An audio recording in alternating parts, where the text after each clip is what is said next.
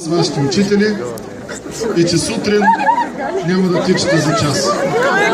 Всичко друго при вас ще бъде същото. Ще се търсите помежду си, защото ще ви липсва взаимното общуване. Бързо минаха 5 години.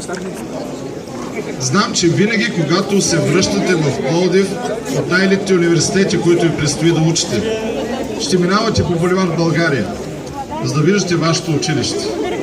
Ние сме тук и ще ви чакаме всеки един ден. На добър час, скъпи наши ученици!